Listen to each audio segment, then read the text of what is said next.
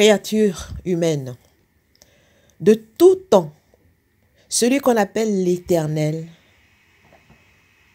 a amené des gens sur la terre pour nous annoncer ses oracles, pour nous prévenir des choses à venir, des dangers potentiels qui s'exposeraient à nous. Mais qu'avons-nous fait? Nous avons tué ceux qu'il envoyait pour nous prévenir. Nous n'avons pas écouté les messagers qu'il envoyait pour nous annoncer des choses à venir, des choses qui allaient nous arriver. Et nous sommes restés, nous sommes restés dans nos croyances, dans nos conditionnements, dans nos rébellions, dans notre incrédulité. Jusqu'à ce que ces choses qui avaient été annoncées, ces choses qui avaient été prédites, nous arrivent. Qu'est-ce qu'une prophétie? Une prophétie, c'est une parole qui nous annonce des choses à venir. Une parole qui nous annonce des choses à venir pour nous mettre en garde.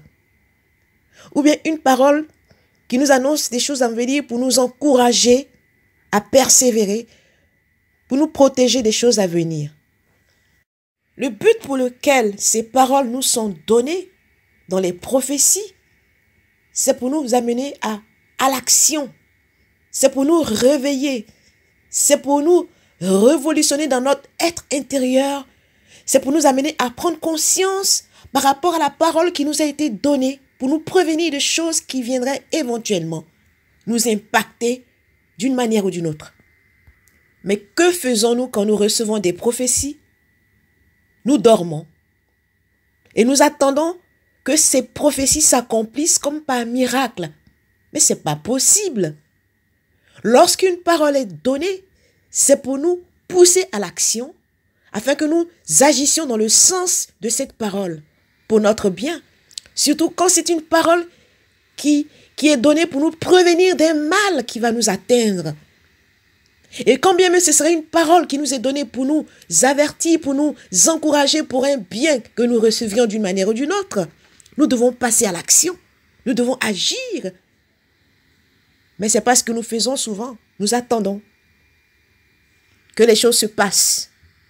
Ça ne se passe pas comme ça, selon les lois divines.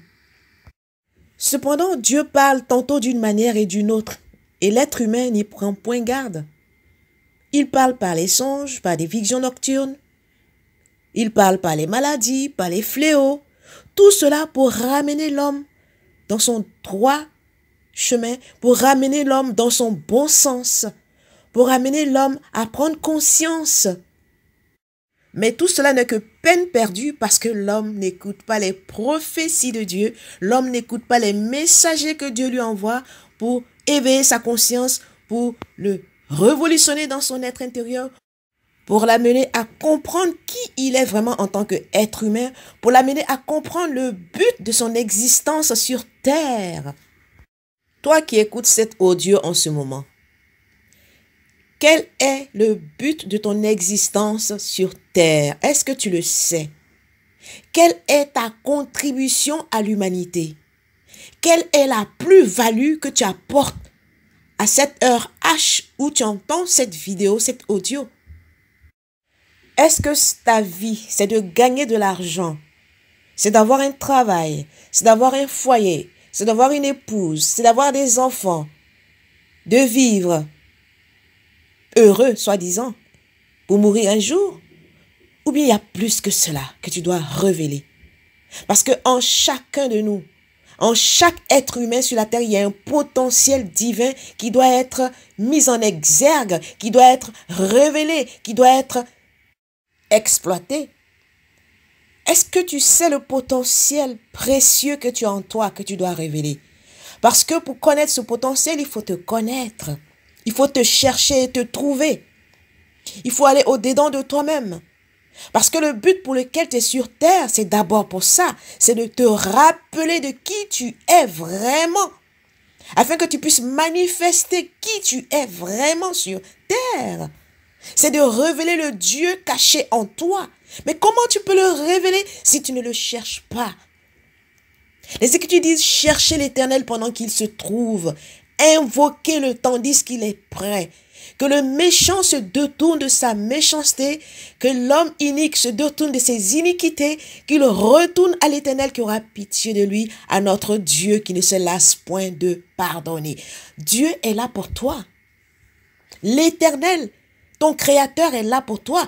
En toi, il a mis un petit espace qui lui est réservé.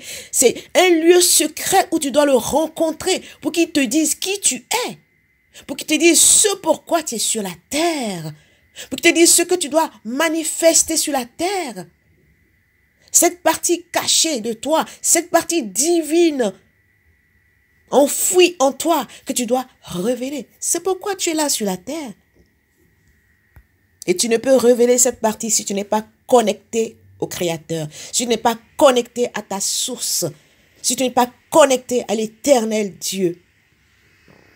Et c'est pour cette connexion que de tout temps, il a envoyé des messagers pour que nous nous connections, pour que nous soyons révélés à nous-mêmes en tant que fils de Dieu, en tant que fils du Très-Haut, en tant que fils de l'Éternel. Parce que la création tout entière attend avec un ardent désir la révélation de ces fils de Dieu, la révélation de ces fils du Créateur tout-puissant qui ne veut que se manifester à travers ses fils de Dieu. Jésus-Christ était fils de Dieu parce qu'il est venu révéler qui il était.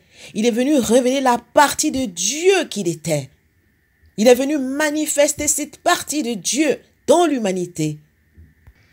Qu'est-ce que toi tu es venu révéler sur la terre?